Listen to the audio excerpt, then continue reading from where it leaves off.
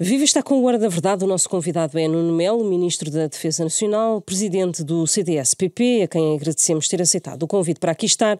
Eu sou Susana Madureira Martins e comigo está a jornalista do Público Helena Pereira. Bem-vindo. Se Luís Montenegro tivesse dado logo explicações sobre avanças da sua empresa e acabado com a empresa, como António Lobo Xavier defendeu, o país não teria de ir a eleições. Muito obrigado pelo convite. Boa tarde. Eu começaria pelo racional deste triste desenrolar de acontecimentos que culminou ontem com a queda do governo. Vamos cá ver uma coisa. Em primeiro lugar, nós vivemos uma crise política que é grave, é séria e era totalmente desnecessária.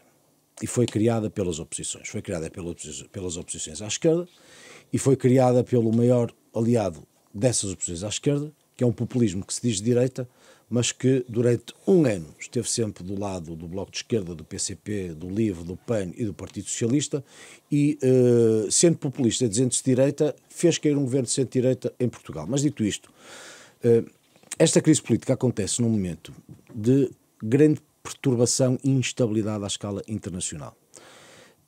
Há uma imprevisibilidade que nos afeta a todos.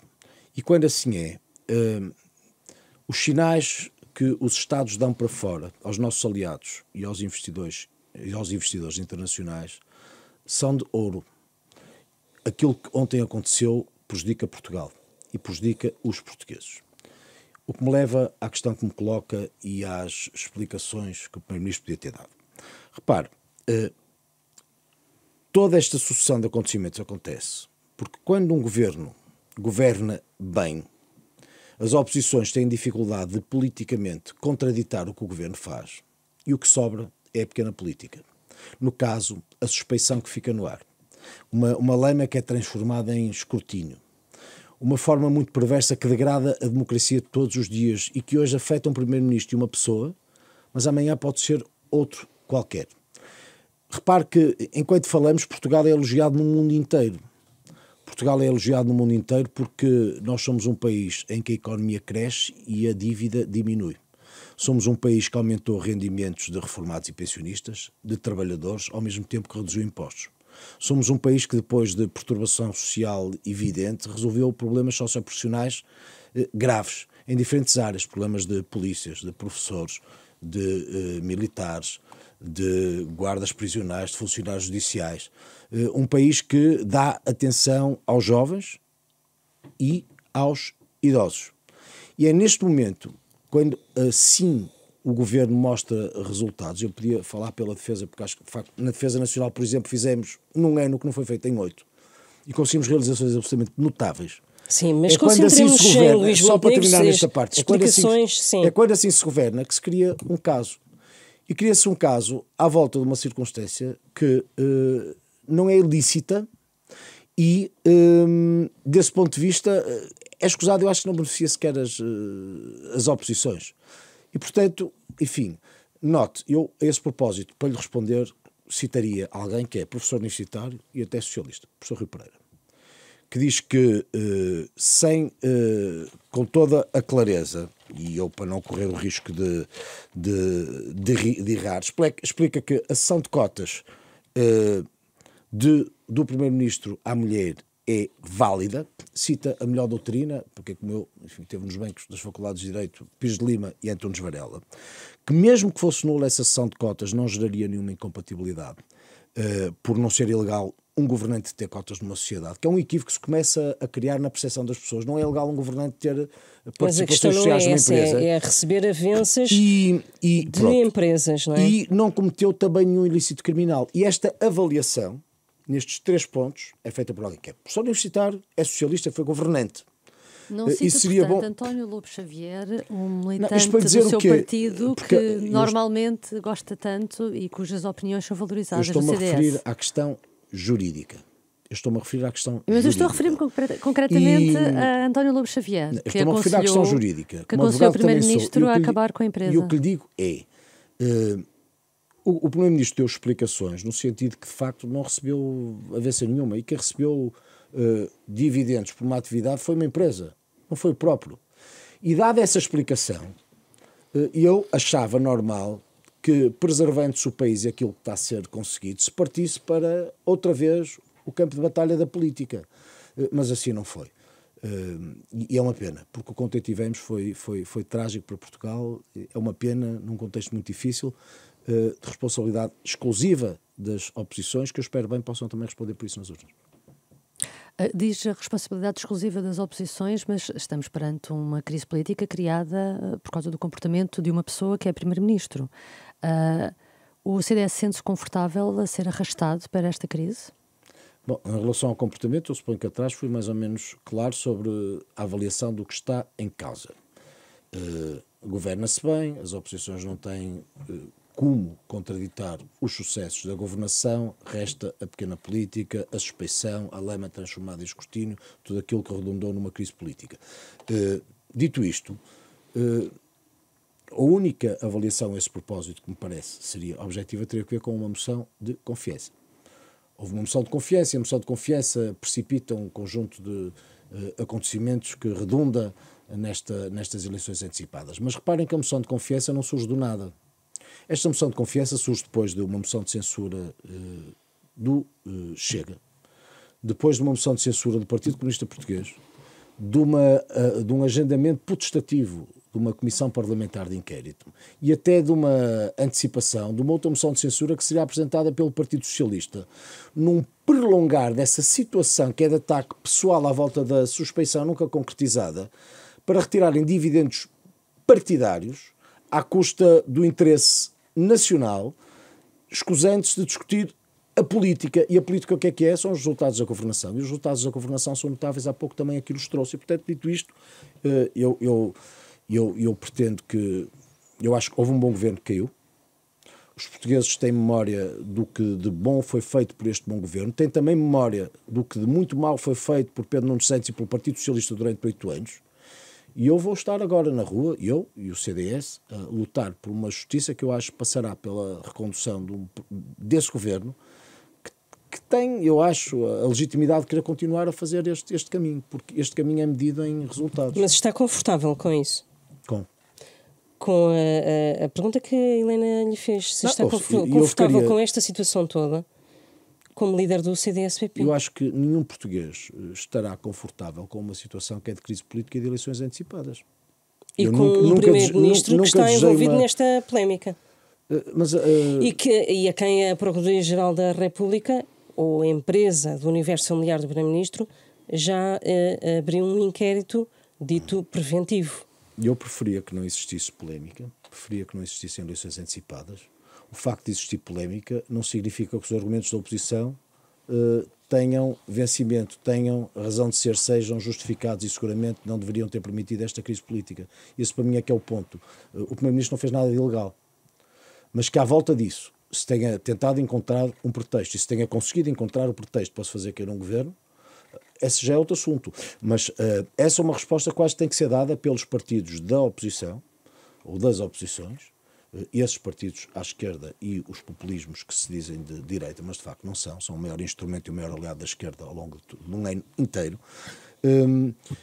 E eu tenciono nesta campanha, devo dizer-lhe, falar do que este governo realizou, pela positiva, porque os portugueses... Então, e quando lhe perguntarem sobre a situação do Primeiro-Ministro?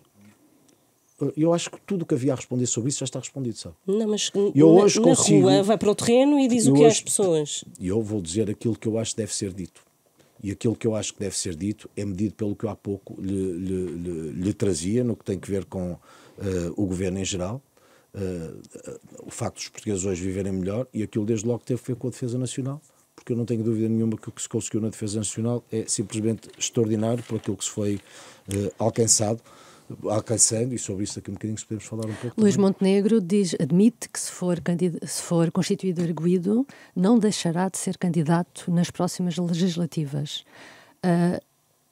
É aceitável uma posição de o CDS fazer parte de uma coligação que o primeiro candidato possa vir a ser constituído arguido? Sabe que uma coisa é a constituição de arguido, outra coisa é a condenação e outra coisa ainda é uma decisão com trânsito em julgado de uma sentença. Sabe que, infelizmente, o nosso sistema judicial permite que uma denúncia anónima, por exemplo, garanta um processo e que alguém seja constituído arguido pela simples pela simples circunstância de Ninguém é constituído por uma denúncia anónima. As pessoas são constituídas arguidas se houver razão para isso. Não, está enganado. Porque se não fosse assim não teria arquivamentos de processos ao fim de um determinado tempo, mais curto ou mais longo, muitas vezes mesmo. A partir do momento em que ao Ministério Público chega a comunicação da prática de um hipotético crime, o Ministério Público tem a obrigação de investigar. E para ouvir a pessoa tem que a constituir arguida. E, portanto, eu posso, em relação a si, fazer amanhã uma denúncia anónima e a minha estimada amiga é constituída arguida e eu posso, por isso, com legitimidade, dizer-lhe, olha, perdeu a idoneidade, vai ter que deixar de praticar o jornalismo, uma vez que também é um poder que influencia as dinâmicas da vida social. Não me parece muito razoável, não é verdade? E, portanto, se o Primeiro-Ministro, em consciência, tem noção de que não cometeu nenhum crime... O CDS vai apoiá-lo até ao fim? Mas, ou seja, eu não percebo porque a repetição de uma pergunta que está esclarecida desde o início, se eu refiro que este governo, que está em funções pelo que tem feito, deve ser reconduzido se há justiça nas urnas, sendo que, seja qual seja a decisão, será a democracia a funcionar. Se eu lhe disse que o Primeiro-Ministro, em consciência, entende que não fez nada de errado e, por essa circunstância, será candidato, obviamente que neste projeto, sendo um projeto da Aliança Democrática, o CDS estará nele de corpo inteiro. Qual é a dúvida? E teme que durante a campanha eleitoral possa haver algum condicionamento por parte da Justiça, porque este caso vai continuar a correr na Justiça? Nós vivemos num país democrático, num Estado de Direito, onde, felizmente, acontece aquele princípio fundamental da separação de poderes. E o que eu espero é que a Justiça funcione bem, tal qual a política deve poder seguir o seu curso sem interferências de quaisquer outros patamares ou outras dimensões daquilo que é a essência do próprio Estado. E, portanto, enfim, olha, eu o que lhe digo é que vamos a votos porque as oposições assim quiseram. Estarei na rua com consciência muito tranquila, com a enorme satisfação do dever cumprido e esperando razoavelmente que as pessoas saibam avaliar esses resultados, porque esses resultados não são poucos. O que se fez num ano não foi visto em 8 antes de nós. Isso mete-se todos os dias, em cada vida, em cada pessoa, em parcelas da sua existência que foram melhoradas por causa do que foi feito em diferentes áreas de tutela por este governo que é da Aliança Democrática. O senhor, como ministro e líder do CDS, estava a par ontem das várias propostas que foram feitas pelo PSD para que houvesse uma CPI que durasse apenas 15 dias e depois outra que afinal durasse 60 dias? Não é tema que devo trazer aqui ou tratar, porque tem que ver com as dinâmicas internas de governos e, portanto, não me parece que... Acha que é sério uma proposta de uma comissão parlamentar decorrer em 15 dias, que normalmente é o prazo para notificar pessoas para serem ouvidas e marcar-se as audições na Assembleia da República? Eu acho que se tenta chegar a um entendimento para uma solução que evite uma crise política num país, isso significa o que se chama um acordo. Um acordo, por seu lado, por definição, não pode terminar com uma posição de uma das partes apenas, porque senão não tem um acordo, tem uma capitulação. A preocupação que foi sempre expressa foi, desde logo pelo Primeiro-Ministro, a de tentar que esta situação, que é uma situação negativa para o regime, injusta do seu próprio ponto de vista, não se prolongasse indefinidamente. Sabe, eu fiz parte de muitas comissões parlamentares de inquérito, eu acho até que nasci com alguma notoriedade pública por causa das comissões parlamentares de inquérito. E eu sei que em 30 dias ou 60 dias, porque o senhor ser dado um prazo até maio, isso tem que ver exatamente com os processos sociais, em 60 dias, mas ainda com um objeto tão limitado, consegue apurar tudo o que queira. Tudo. E só não aceita se de facto o seu propósito não for esclarecer a verdade, mas sim prolongar essa forma perversa de fazer política que escolhe o ataque a uma pessoa em vez de discutir aquilo que essa pessoa e outros ministros num governo conseguiram para o país. E, portanto, pergunta, mas porquê maio? Maio era, para mim, um prazo muito razoável. E digo-lhe porquê. Porque as eleições acontecerão em maio. Assim, todos os prazos do calendário apontam para maio, tanto quanto podemos antever daquilo que serão também as propostas feitas ao Sr. Presidente da República, sempre que substituir ao Sr. Presidente da República, mas enfim, é o prazo que está em cima da mesa. Logo, fazia sentido, quando se propõe que uma comissão parlamentar de inquérito tenha um tempo, que o limite desse tempo fosse ao menos o tempo em que começaria um outro ciclo se tivéssemos que ir. eleições legislativas. Portanto, tudo isto tem um racional, tem uma lógica. Não é, obviamente, que quando se pretende que esta situação seja esclarecida em tempo curto, 15 dias seria uma proposta inicial, mas o limite máximo, que seria para maio, daria tempo para tudo o que fosse preciso, para que todos os esclarecimentos fossem prestados, mas devolvendo a política àquilo que é a sua expressão mais nobre, que está nos antípodas do ataque pessoal, da suspeição, da lema, daquilo que hoje se atinge o Luís Montenegro. E uma empresa que não é sua, e já não era quando tomou posse como Primeiro-Ministro, amanhã pode atingir outra pessoa qualquer. Pode ser o Pedro Nuno Santos, hoje é uma empresa do Luís Montenegro, amanhã pode ser uma empresa do Pedro Nuno Santos, hoje são os contratos da empresa do Luís Montenegro, amanhã podem ser os contratos da empresa do Pedro Nuno Santos, amanhã podem ser tudo aquilo que envolva uma pessoa, tal qual hoje acontece com o Luís Montenegro. Nisto, levando-se tudo aquilo que eu acho é o lado nobre da política para um patamar que eu acho absolutamente deplorável, sabe? Porque mesmo no limite, se achar que alguém comete algum ato que seja ilícito, essa ilicitude e essa avaliação compete à justiça, sabe? Quando se tenta transportar essa dimensão para a política, à espera de um interesse que é partidário, sacrificando à sua conta um povo inteiro e um país num momento difícil do ponto de vista internacional, eu acho que isso é que é quase criminoso. E se a justiça, a dada altura, mais à frente, concluir de facto que há ali eventuais irregularidades que precisam mesmo de ser averiguadas, como é que fica a campanha eleitoral, como é que fica Luís Montenegro e o próprio presidente do CDS? Ora, e se a justiça concluir o seu exato contrário? Porque é que a justiça há de concluir apenas aquilo que, para efeitos de conveniência de uma entrevista, aqui traz? Porque é que a justiça não há de concluir o contrário? Se o Primeiro-Ministro diz que... Ouça, se tem professores reputados da área do Partido Socialista, universitários, a dizerem que não há nada de ilícito, não foi cometido nenhum crime.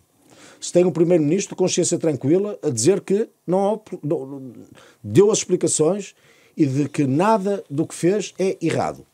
Porque é que eu hei de presumir o que coloca na pergunta, ainda que a compreenda para efeitos de entrevista? A minha presunção não há de ser oposta. Sim. E era vantajoso que a Procuradoria-Geral da República, o Ministério Público, enfim, dissesse alguma coisa, ou tirasse algum tipo de conclusão, ou, enfim, dissesse alguma coisa sobre este caso ainda antes da campanha eleitoral, ou a bem da campanha eleitoral, deixar isso mais para a frente. Eu não tenho que fazer apreciações daquilo que é o trabalho do Ministério Público. Eu, neste momento, estou concentrado num tempo que é o que nos vai levar a umas eleições para que os portugueses possam ser convencidos na base daquilo que realmente interessa, e aquilo que realmente interessa é o que muda as suas vidas. Não esta pequena política, esta trica, esta lema, só pouca quem a promove. Só pouca quem a promove, sabe? Porque, aliás, eu, naquela Assembleia da República, estar numa bancada do governo e olhar para o Pedro Nuno Santos, que passou por tantos governos que mostraram tanta coisa, tendo como paladino de uma certa moralidade de dedo em risco a apontar aos outros, é para mim quase caricato. Tal qual com o seu parceiro aliado de estratégia, nesse tal populismo que se diz de direita, que não olha para dentro da sua própria bancada, mas aponta o dedo aos outros. Portanto, isto é tudo tão... Se não fosse tão caricato, se não fosse tão trágico, seria de facto para caso de estudo. Mas o dano que se causa pelo caminho ao país é impressionante. Porque o que ali se percebeu foi um ataque de natureza ética ou moral através de dirigentes de partidos que apontam o dedo sem olharem para si próprios, sem olharem para quem tem à sua volta, em governos passados ou em bancadas presentes. Isso é que é para mim muito impressionante e que mostra, infelizmente, uma degradação de um regime e de um sistema político em que vale tudo para se ter votos, sem se perceber que amanhã ficará tudo pior. Porque o que hoje estão a legitimar, até do ponto de vista procedimental, será válido para qualquer outro. Só que para a minha política não é isso, sabe? Eu acho que a política é uma arte nobre de se executar aquilo que são visões em diferentes áreas partidárias, mas a melhorar a vida das pessoas. E é isso que me interessa quando eu discuto na rua ou em entrevistas, o que seja. A pensar nas pessoas e no meu país, porque eu faço a política de serviço. Isto não é serviço, isto é lema, Isto é uma coisa horrível, que degrada as instituições democráticas, é uma suspeição que renega inclusivamente princípios constitucionais que são de presunções de inocência, é um labelo acusatório na base de coisa nenhuma. E é uma tristeza que diminui quem assim se comporta. Diminui profundamente quem assim se comporta, começando pelo Pedro Nuno Santos, que pretende um dia ser primeiro-ministro deste país, e que eu acho que não merece ser primeiro-ministro deste país, e que se de facto quer hoje traçar esses labelos acusatórios, se quer apontar o dedo com uma ponta, começa a olhar para o seu partido. Começa a olhar para o seu passado, mesmo o seu passado recente, naquilo que tem que ver com as suas convivências de outros governos. E depois pensa nos outros. Porque aquilo que está a fazer, eu tenho a absoluta certeza de que não aceitaria, invertidas as posições, traduzido em si próprio. As últimas sondagens mostram que os portugueses consideram que o culpado desta situação é o governo e condenam a forma como se comportou o primeiro-ministro por não ter dado explicações. Como é que viu esses resultados? Quais em concreto? É porque eu vi várias. Vi umas num sentido, vi umas noutro. Vi umas que estavam a vitória AD, vi outras que estavam a vitória ao Partido Socialista. Não estou a falar de vitória eleitoral, estou a falar da parte em que os portugueses perguntados, quer na sondagem da TSF, quer da CNN e do JN, consideram, fazem uma apreciação negativa do comportamento do primeiro-ministro. Mas qual comportamento, especificamente? De não ter, da moção de censura, não ter dado explicações. Sabe, é que essas sondagens, as sondagens dependem de... Para começar, eu não participei nesses estudos de opinião, não sei como é que as perguntas foram colocadas, e as perguntas podem elas próprias ser conduzentes porque o governo diz que o culpado é a oposição da crise, mas as sondagens dizem... Mas culpado em quê? Culpado é porque, para isso, tinha que conseguir declinar a própria pergunta e várias outras para ele poder responder. A culpa está no facto de não ter dado as explicações no princípio, a culpa está na circunstância da própria empresa, a culpa está em ter apresentado uma moção de confiança, a culpa está em quê? Ora, há uma coisa que eu sei, é que este governo não tem culpa nenhuma daquilo que está a ser, daquilo que foi transformado num objeto de contenda política e que trouxe a Portugal uma crise completamente escusada. Isso é que eu tenho a certeza absoluta.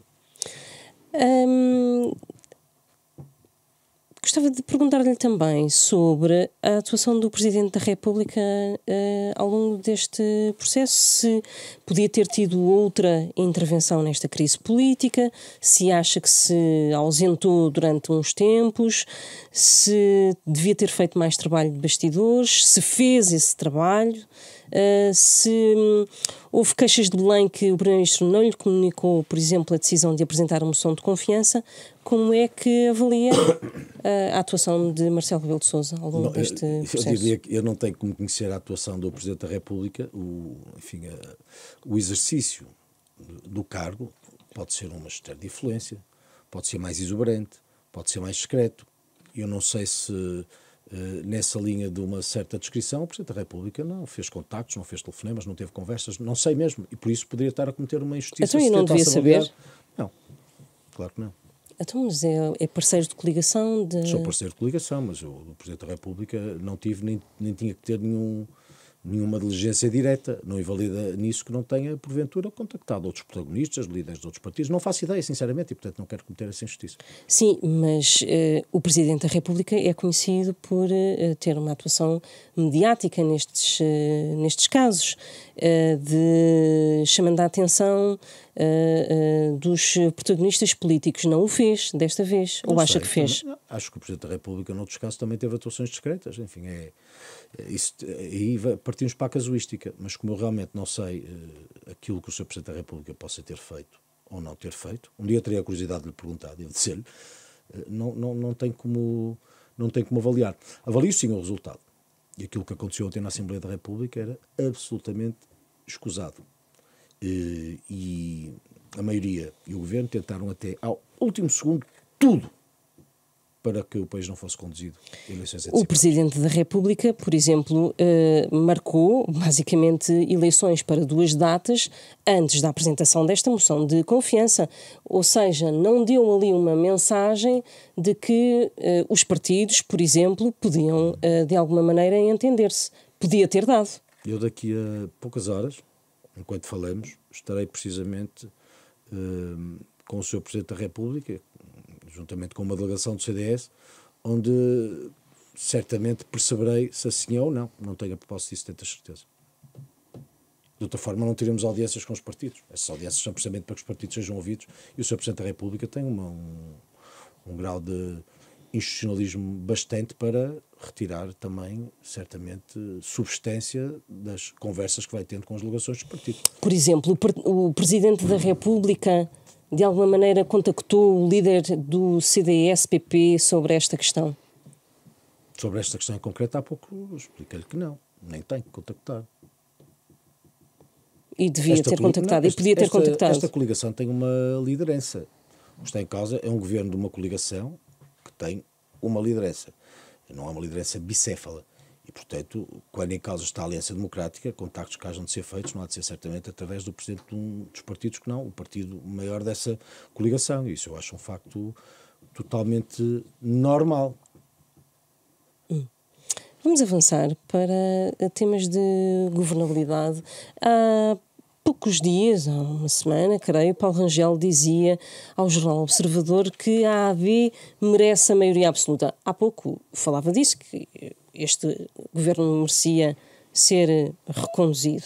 É da mesma opinião que a maioria absoluta é possível e que é possível lá chegar? O senhor Ministro da Economia, Pedro Reis, há uma semana, dizia que era possível haver uma maioria reforçada.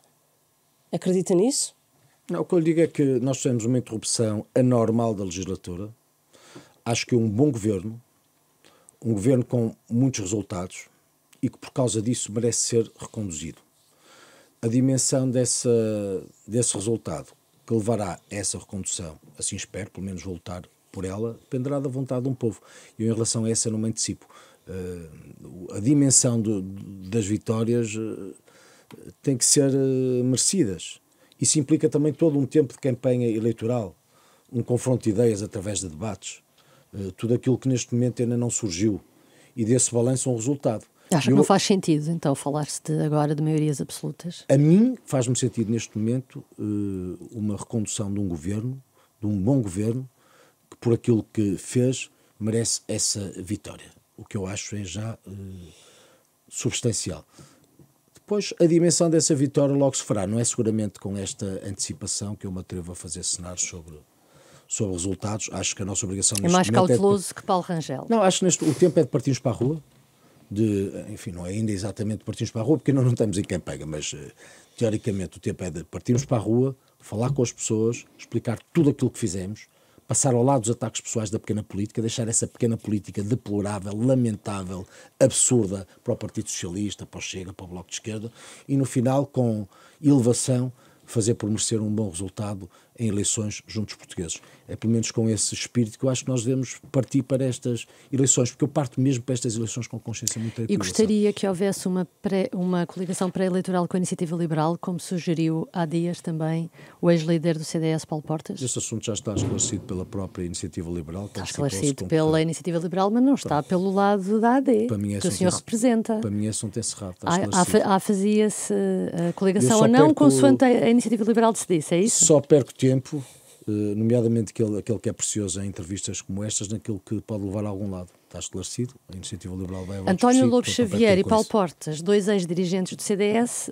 atrapalham a vida ao CDS. Tudo aquilo que tem vindo a dizer ultimamente tem sido tem sido um obstáculo à estratégia do CDS, é isso? Não, são referências maiores do CDS que eu admiro particularmente. Que foge. Não invalida ao facto que, e com os quais, na esmagadora maioria dos casos, estou de acordo, não significa que tenha que estar sempre de acordo.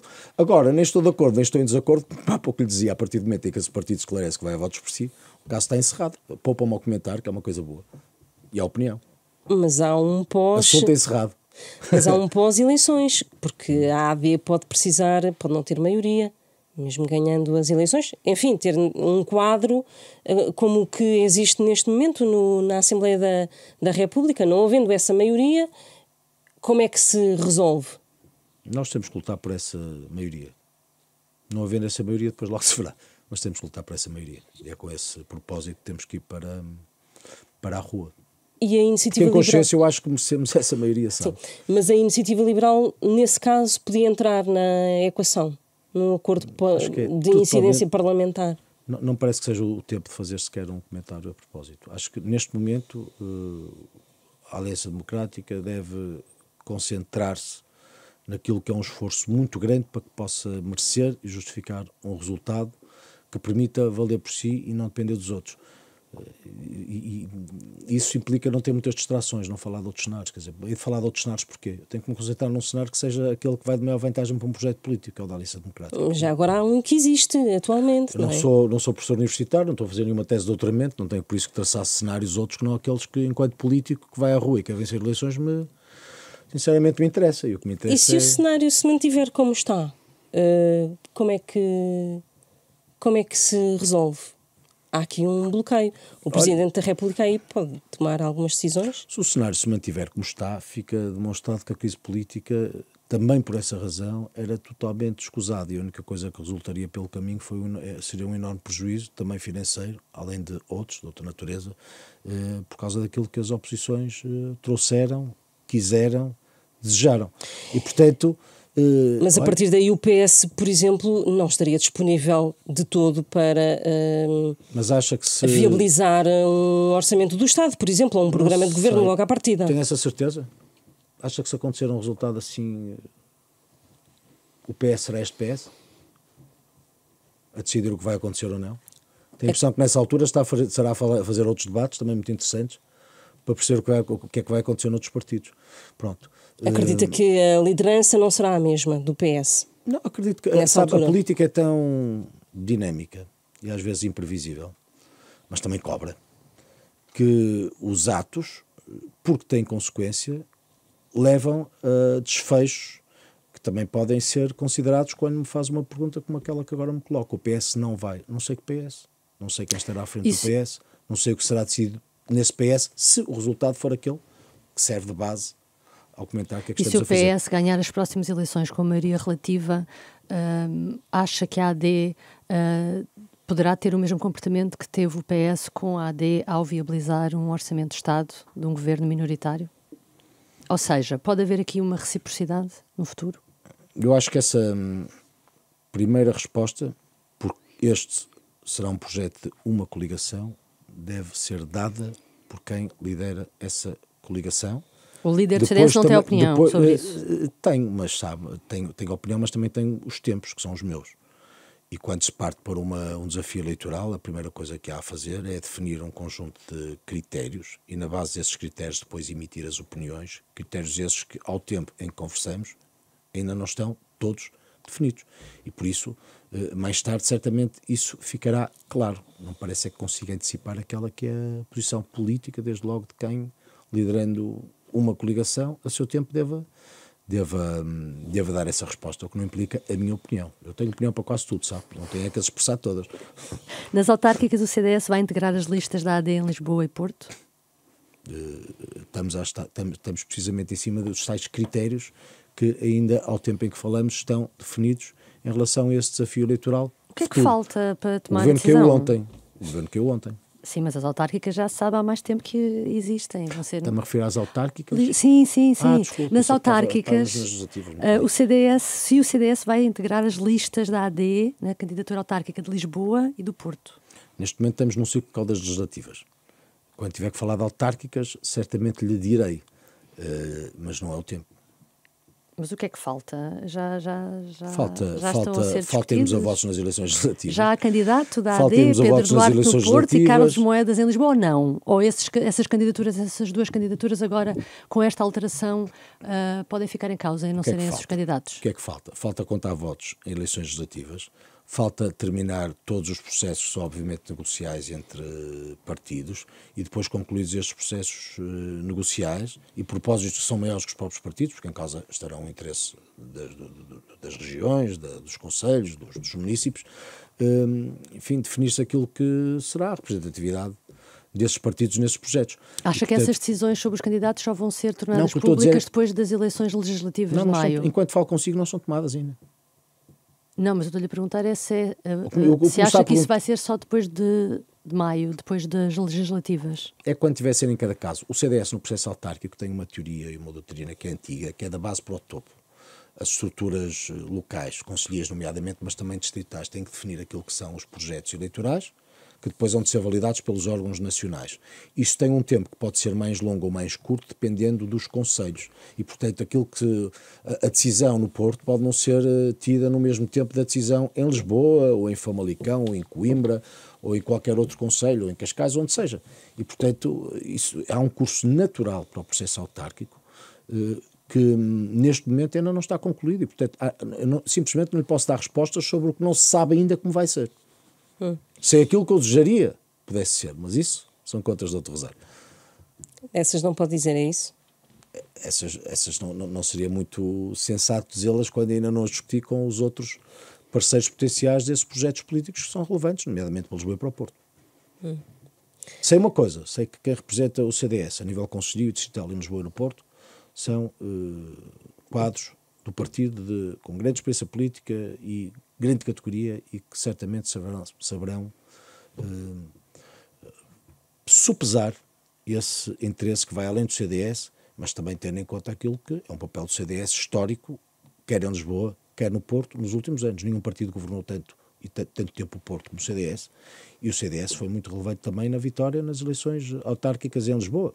E obviamente que esse património é um património a ter em conta sempre nas reedições de projetos ou noutros projetos que se tenham concretizado. No Porto, o CDS pode apoiar o candidato independente, Filipe Araújo? Voltamos ao mesmo. Neste momento,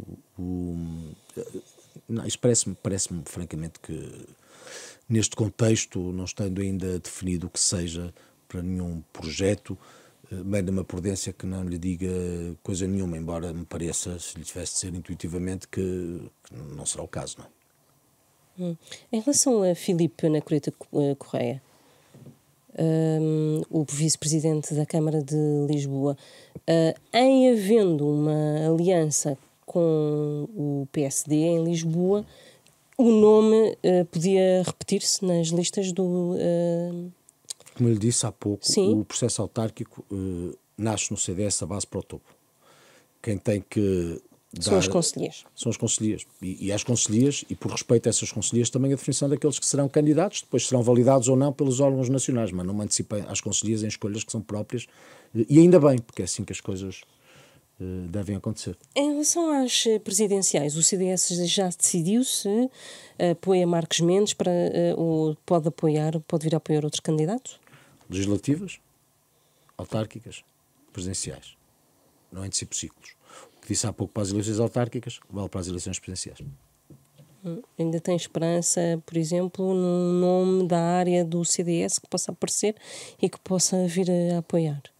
É exatamente como lhe disse há 3 segundos atrás. E Gouveia e Melo não é opção para o CDS? Vale para o que foi tido na pergunta anterior. Estaria a avaliar nomes num processo que não está neste momento em cima da mesa. Aquilo que o CDS aguardará é a definição dos candidatos, todos.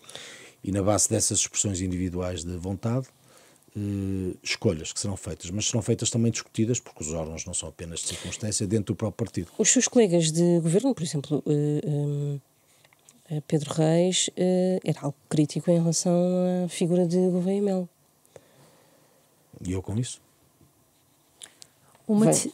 Com muita estima que tenho pelo ministro em causa, devo dizer, até particular estima. Mas não me parece... O próprio Partido Social Democrata, como bem sabe, no Congresso definiu que o candidato presidencial teria que ser alguém do Partido Social Democrata. Ora, nós no CDS não definimos coisa equivalente. E, portanto, no que tem a ver com o CDS, o nosso candidato há de ser o melhor candidato.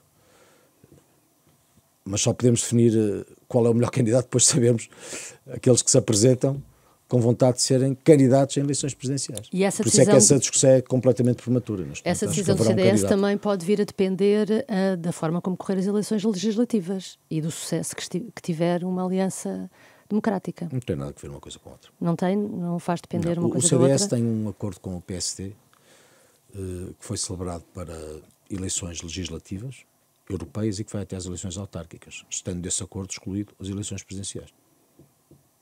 Neste momento. Vamos para os temas da sua área de governação, a defesa. A Europa está a preparar um pacote financeiro significativo para a defesa. Se o governo da AD for eleito de novo, vai aprovar a compra dos aviões F-35? Note, nós estamos a proceder a uma modernização de equipamentos que é necessária nas Forças Armadas para que possam, em primeiro lugar, estarem em condições de desempenhar missões em tempos de paz e em tempos de guerra.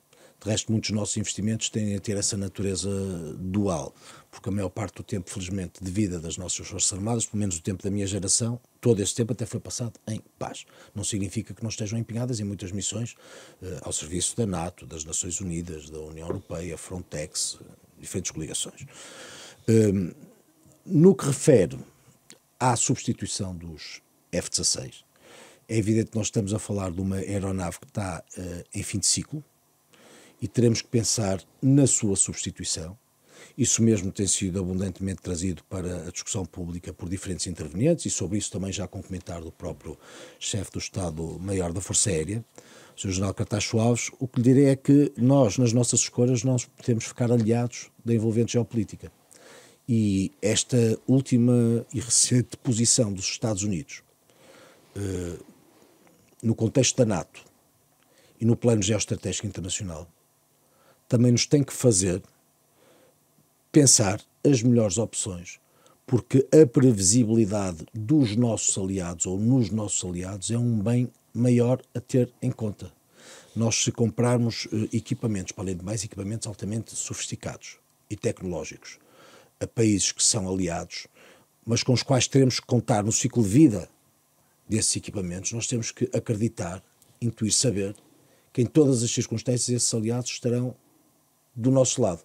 E eu acho que neste momento, por exemplo, por razão desses tempos, o foco na produção industrial de defesa europeia é relevante. E por isso eu acho que há várias opções que têm que ser consideradas, nomeadamente no contexto europeu, de produção europeia, e também tendo em conta o retorno que essas opções possam ter para a economia portuguesa e para as indústrias de defesa que nós queremos desenvolver. Exemplo, fui eu que propus ao Governo a aquisição de 12 aeronaves Super Tucano. É um investimento de 200 milhões de euros. Uma aeronave de ataque ao solo e de treino de pilotos também com simuladores. Por um lado tem a aquisição destas aeronaves, mas no contrato que nós celebramos, 75 milhões vão ser aplicados na indústria nacional, em indústrias portuguesas, principalmente muito tecnológicas, que farão a reconfiguração do Tucano, Super Tucano, ou seja, a configuração para as especificações NATO. Isso significa incorporar grande parte deste investimento em Portugal. E depois a formação dos próprios pilotos, porque compramos também os simuladores, e a formação dos pilotos é caríssima, de milhões, será feita na venda destas aeronaves noutros países, em Portugal. E, portanto, teremos retorno também na formação dos pilotos. Toda esta lógica vale, eu acho, acredito, para todo este esforço de modernização de equipamentos nas Forças Armadas. Mas deixe-me perceber sobre a substituição dos F-16. O que está a dizer é a Força Aérea deseja que essa substituição seja feita por F-35, que são aviões de fabrico norte-americano. O que está a dizer é que, devido à alteração da política externa norte-americana, é menos provável que Portugal substitua os F-16 por um avião americano? O que lhe estou a dizer é que desde essa última declaração, que certamente leva a essa sua conclusão, o mundo já mudou. Houve eleições nos Estados Unidos da América, houve uma posição em relação à NATO e ao mundo afirmada pelo secretário para a Defesa e pelo próprio Presidente dos Estados Unidos da América, que tem que ser tido em conta também na Europa e no que tem a ver com Portugal. E o que lhe digo é que a minha perspectiva para a defesa em Portugal passa por tudo aquilo que ajude a desenvolver a base tecnológica industrial nacional, com bons equipamentos que sirvam também as Forças Armadas. Dei-lhe o exemplo do Super Tucano. Em relação à substituição dos F-16, teremos de ter em conta aquilo que sejam melhores opções, obviamente ouvida também a Força Aérea. Existe uma alternativa de fabrico europeu? Existem várias alternativas aos F-35. Na Europa? E seguramente que tem, na Europa desde logo, e seguramente que tem que existir alternativas aos F-35, se nós não pudermos confiar no ciclo de vida de aeronaves que queiramos comprar. Esse nosso aliado, que ao longo de décadas foi sempre previsível, poderá trazer limitações na utilização, na manutenção, nos componentes, em tudo aquilo que tem que ver com a garantia de que as aeronaves estarão operacionais e serão utilizadas em todo o tipo de cenários. E, portanto, os Estados Unidos agora não oferecem essas garantias?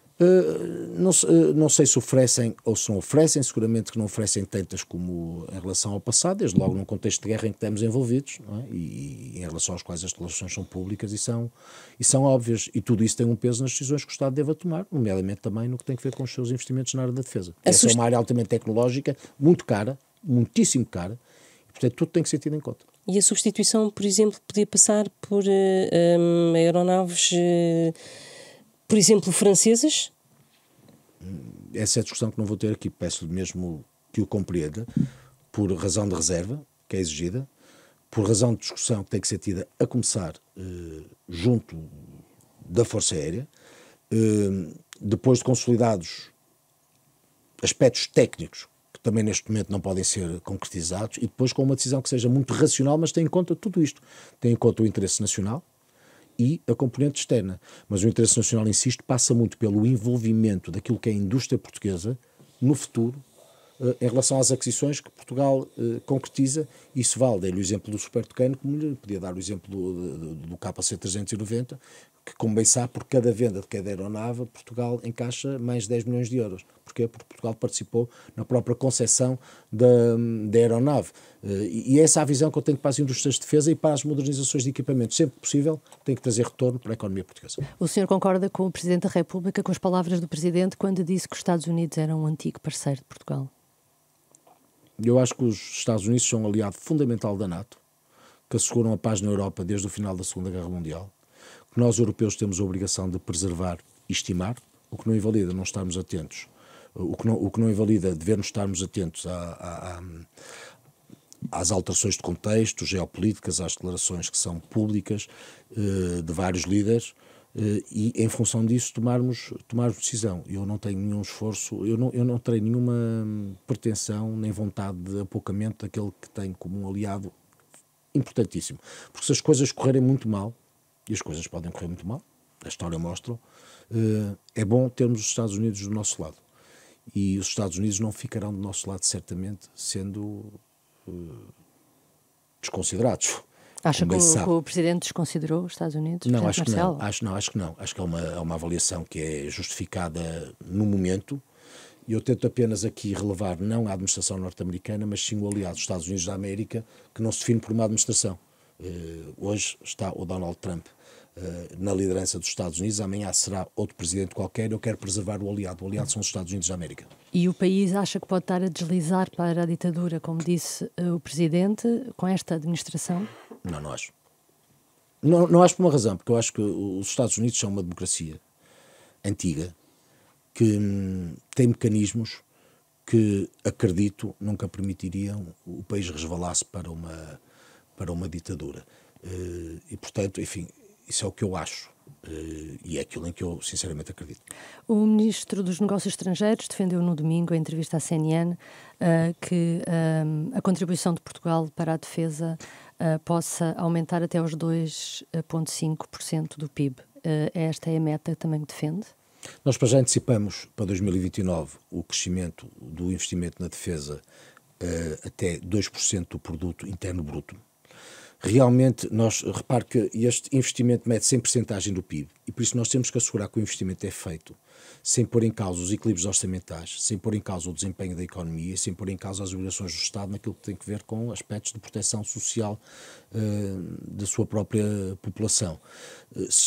E por isso nós temos que olhar para a nossa economia, ver até onde é que podemos ir, porque de outra forma nós podemos estar a vender a ideia dos 3% ou dos 4%, se medida em percentagem do PIB, implicar uma queda do desempenho da economia, o montante do investimento pode acabar por ser menor e, portanto, esse equilíbrio tem que ser um equilíbrio antecipadamente assegurado, num esforço que é permanente, sabendo que os países não estão todos nas mesmas condições. E o que estamos a fazer é já um enorme esforço para estarmos à altura das metas e dos compromissos estabelecidos com os nossos aliados. Não invalida, neste contexto geopolítico, que a reavaliação vai sendo permanente e, portanto, pode ser 2,5% mais tarde, pode ser uma antecipação. Quando é que acha que seria possível 2,5%? Não acho. Olha, é uma matéria tão relevante e tão determinante que eu não me permito o achómetro. E por isso, desde logo, há um conjunto de variáveis de natureza financeira e orçamental que implicam uma transversalidade de áreas de tutela que fazem com que não possa ser apenas a defesa a dizer vão ser investimentos deste montante em determinado ano. Há uma coisa que eu sei, há um compromisso e nós estamos a esforçar por assegurar esse compromisso, 2% até 2029. Se o Governo no seu todo mas esse compromisso era antes desta mudança da administração norte-americana. Esse compromisso foi assumido antes pelo governo português, as coisas mudaram. Sim, mas se o Governo no seu todo entender, no tempo oportuno, sopesando tudo, que o investimento deve ser antecipado ou deve crescer, assim será. Eu não antecipo esses cenários porque o cumprimento da meta que já traçamos é também muito ambicioso, percebe? E por isso todo o nosso esforço tem que estar aí focado. Com o objetivo também de manter o excedente orçamental. Olha, no meu caso, eu agora falo de uma perspectiva que é da área de tutela específica, com o esforço de assegurar que consegue aquilo a que se propôs na defesa, sem pôr em causa um desempenho que é conjugado de todas as outras áreas de tutela, que, por definição, também são importantes para a vida de cada pessoa. E nós temos conseguido ao longo deste último ano, porque se reparar, nós estamos a falar de um crescimento até 2% do produto interno bruto em 2029, mas veja tudo aquilo que nós fizemos num ano. Eu quando digo que nós fizemos num ano, o que não foi feito em 8 anos, é realmente verdade. Eu tenho muito orgulho disso que deixamos para balanço neste momento, um ano depois. Nós começamos pelas pessoas. E as pessoas acham que percebem esse investimento na defesa? Quando há baixos salários, quando as pensões se mantêm baixas, as pessoas percebem que esse investimento na defesa tem que ser significativo? Eu espero bem que percebam, porque desse investimento a capacidade de nos defendermos, se for caso disso, dos filhos de cada um de nós forem chamados a combater, terem as melhores condições, e de quando prestamos, por exemplo, ajuda à Ucrânia, termos a certeza de que nós estamos a ajudar quem neste momento combate para que nós, europeus, não tenhamos que combater. O país que está, e eu acredito, a lutar pela democracia e pela liberdade. E acha que esse cenário é inevitável? Acho que hoje há uma percepção de uma situação de pré-conflito na Europa, União Europeia, e de conflito na Europa a leste, que prudentemente transportou os portugueses para uma noção sobre os riscos que há pouco tempo atrás não tinham. Mas independentemente disso, nós começamos a fazer o trabalho e a investir na defesa porque esse investimento tinha que ser feito. Note que os portugueses terem consciência ou não terem consciência. Há coisas que os portugueses têm consciência. Eu há pouco falava-lhe dos investimentos em materiais que são de duplo uso. O maior tempo de vida das Forças Armadas é de paz. Todo o tempo da nossa geração é de paz. E as Forças Armadas não estão fechadas em quartéis porque não estão a combater. Ou estão em missões no estrangeiro, e as missões são muito importantes, mas quando estão cá, estão empenhadas em ações de busca e salvamento, de rescaldo e prevenção de incêndios, a transportar órgãos que são usados em transplantes que salvam vidas todos os dias, em ações de emergência médica. Veja o que fazem, por exemplo, na Madeira, que é absolutamente impressionante. Estão empenhadas em patrulhamentos, em tudo aquilo que, no final, é importantíssimo para todos os portugueses. Não fossem as Forças Armadas, muito do que é resolvido todos os dias nestas diferentes áreas e noutras, podia ser medido em catástrofes, em problemas e em vidas. E, portanto, quando nós investimos nas Forças Armadas, não estamos a investir em instrumentos de guerra. Estamos a investir em ferramentas da paz. Isso é absolutamente determinante. Mas é por isso, eu se me permitir só, porque este é um balanço que eu gostava de poder fazer. Nós quisemos investir nas Forças Armadas em diferentes áreas. Nós começamos pelas pessoas. Quando eu cheguei ao Ministério da Defesa Nacional, havia perto de 22 mil militares nas fileiras das Forças Armadas. Quando o poder político tinha definido que o número mínimo aceitável para o cumprimento das missões rondava os 30 mil.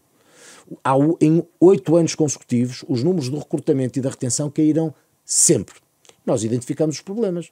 Entre eles, os quadros remuneratórios. Um praça nas Forças Armadas ganhava muito menos do que um praça na GNR ou um polícia na PSP. E, portanto, nós aumentamos salários, aumentamos suplementos, nós criamos os primeiros mecanismos de apoio no caso de incapacidade ou morte que não existiam nas Forças Armadas.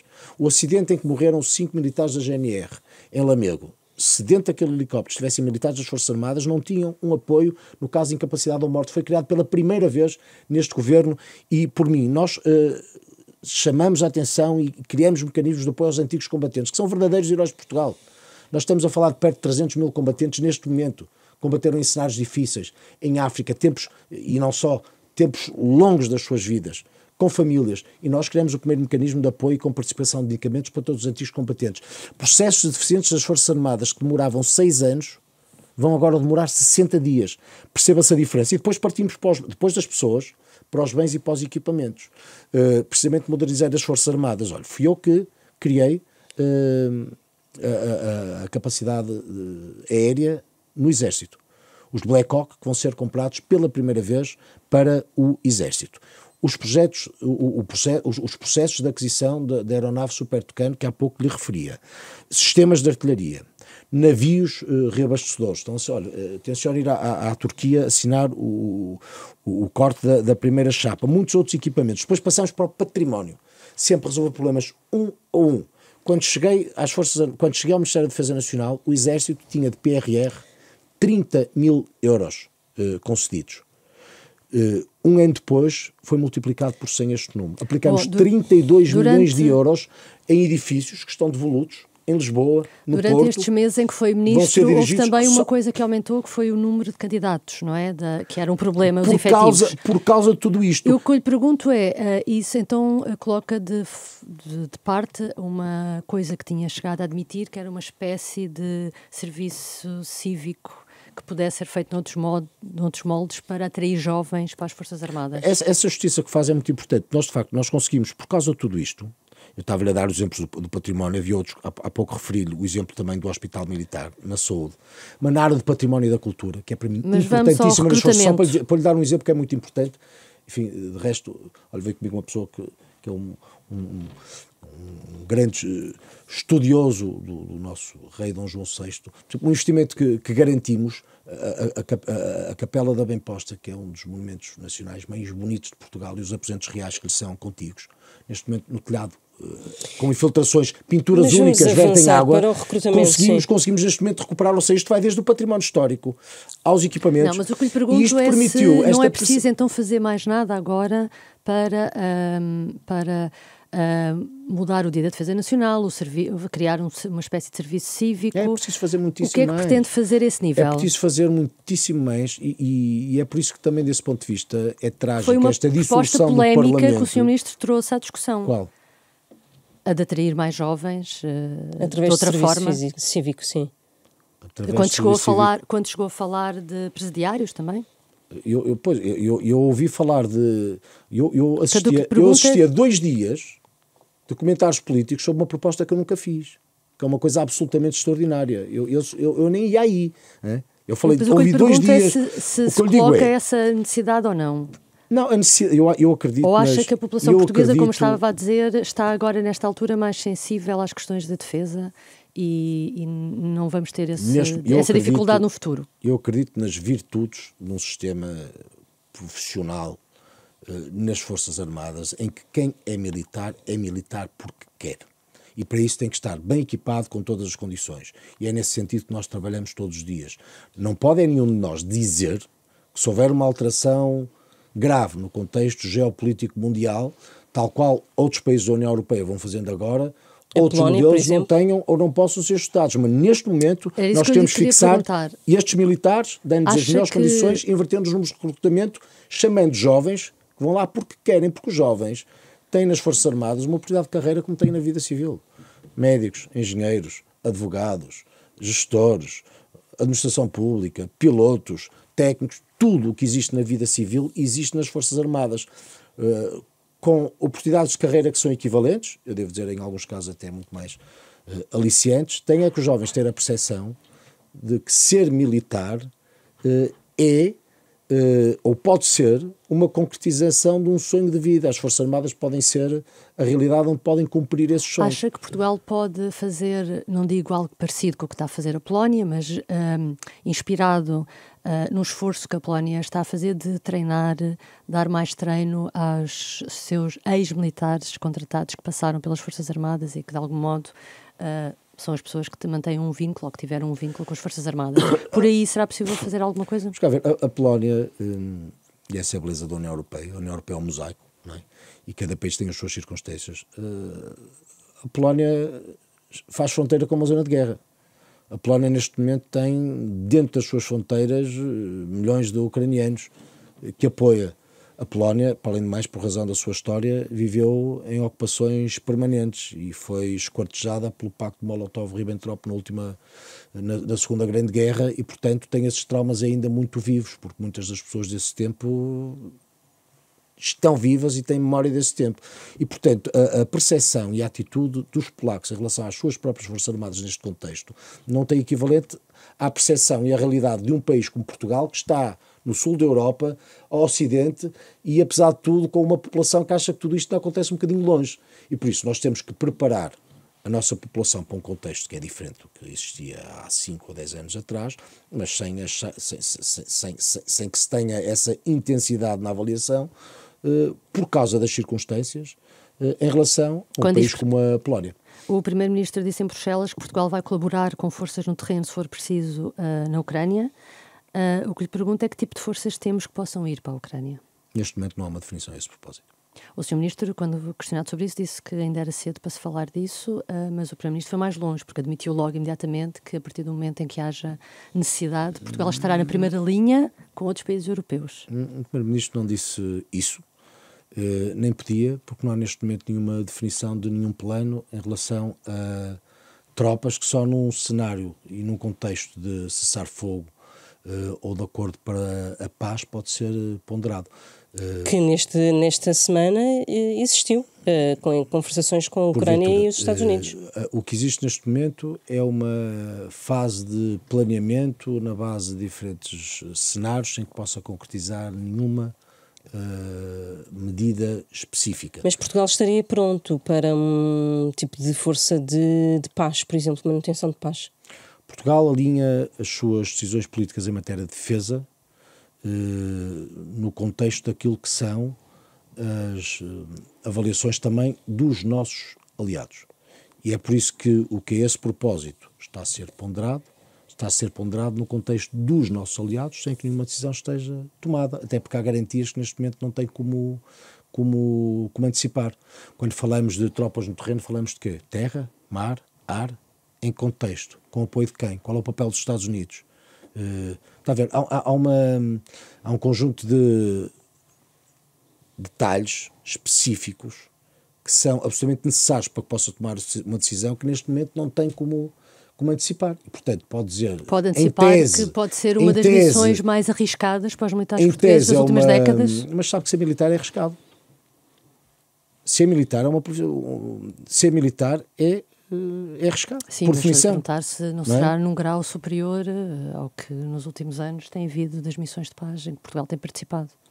Portugal, uma missão destas seria sempre uma missão de paz, não é?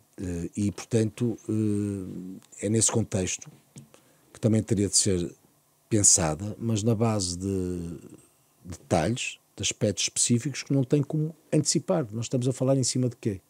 Que contexto? Que aspectos? Que garantias? Apenas dizemos que em tese é possível, mas daí a dizer-se que vão, veremos. Mas há pouco admitia que há um pré-conflito, estamos em um contexto de pré-conflito. Mas quando fala de tropas no terreno, na Ucrânia, é sempre num contexto que é de paz. É evidente. Nunca de participação. Nunca de participação na guerra, muito menos nesta altura. O contexto em que as organizações internacionais, e desde logo a NATO, mas não só, pondera tropas de diferentes países na Ucrânia, é na base de um cessar-fogo ou de um acordo com de assentimento e vontade das partes beligerantes e com garantias que têm que ser muito claras e definidas. E nada disso existe neste momento. E, portanto, é prematuro dizer que vamos ter tropas no terreno. O que não lhe posso dizer é que não vamos ter, desde todas as outras condições, preservando a paz e com a segurança que seja possível antecipar, fique devidamente clarificado. E Portugal, nesse caso, se esse cenário se viesse a ter de concretizar, Portugal estaria pronto, preparado? Dependendo da missão. Estaríamos em algumas missões. Para algumas missões estaríamos preparados, para outras não, mas as decisões também partem da avaliação de todas as circunstâncias. Mas tem que saber é de que é que estamos a falar. E nós não sabemos de que é que estamos a falar. Terra, mar, ar, insisto. Quantos militares? Para fazerem o quê? Integrados onde? Com quem? Nós não podemos definir... Há casos, enfim, há seguramente missões para que os nossos militares estão profundamente preparados, há outras para que, racionalmente, se calhar diriam, não será esse o melhor caminho neste momento, mas essa avaliação é sempre em concreto.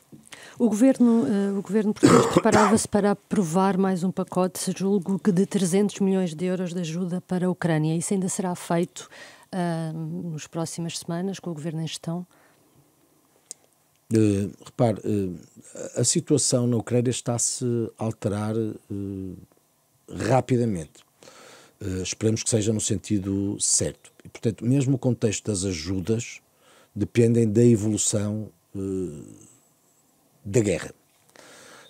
Se de repente tem um cenário de paz, a ajuda a esse propósito, pelo menos com este objetivo, que é de contributo para o esforço de guerra ucraniano, passa a ser direcionada noutro sentido. E, portanto, o que eu lhe digo é esse propósito que Portugal tem que ser capaz de assumir os compromissos, ou melhor, de cumprir os compromissos assumidos com os nossos aliados no que tem que ver com a ajuda à Ucrânia. E a partir do momento em que é definido no contexto dos nossos aliados que vai haver um reforço desse esforço, há um rateio, e nesse rateio há uma parcela desse esforço que caberá a Portugal.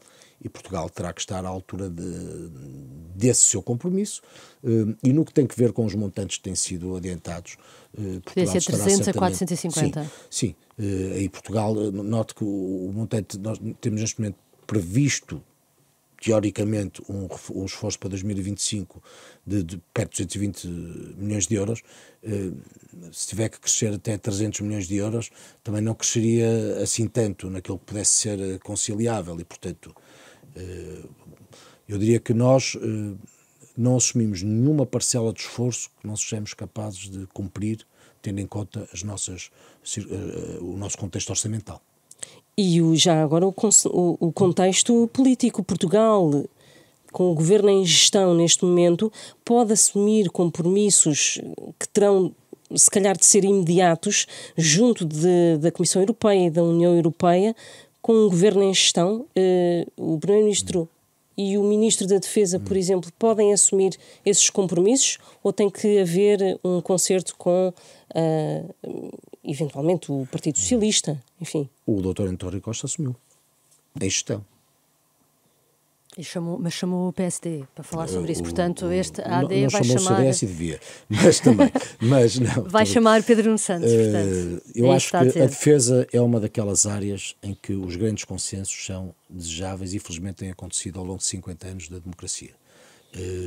Felizmente, em matéria de defesa, os partidos do dito arco da governabilidade, o PSD, o PS e o CDS, têm sido capazes de alinhar o essencial das decisões, o que não invalida divergências. Mas parece-me que no contexto da ajuda à Ucrânia, esse consenso existe.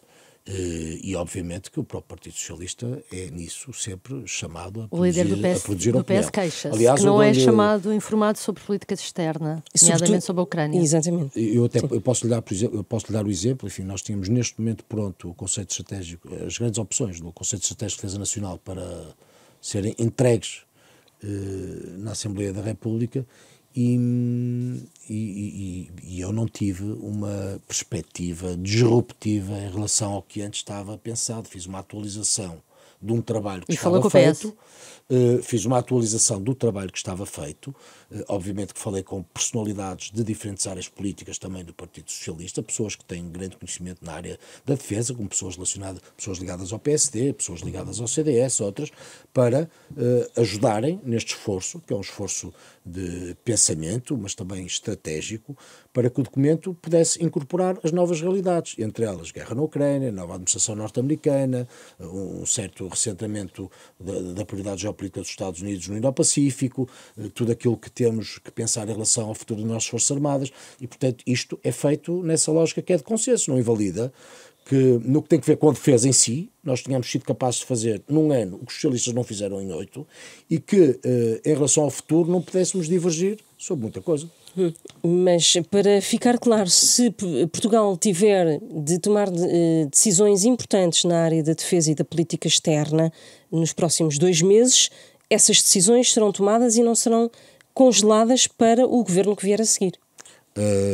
A Ucrânia não ficará sem ajuda num momento difícil, quando combate para que não tenham de combater os portugueses e os europeus, sendo que a esse propósito, seguindo-se uma doutrina, que foi de resto clara no tempo de um governo de gestão do Partido Socialista, quando o Dr. António Costa decidiu medidas de ajuda à Ucrânia, e de forma que nós consideramos perfeitamente natural, porque se não há circunstâncias urgentes, emergentes, que implicam que as decisões sejam tomadas, sabe, a vida das pessoas não pode estar dependente dos ciclos eleitorais.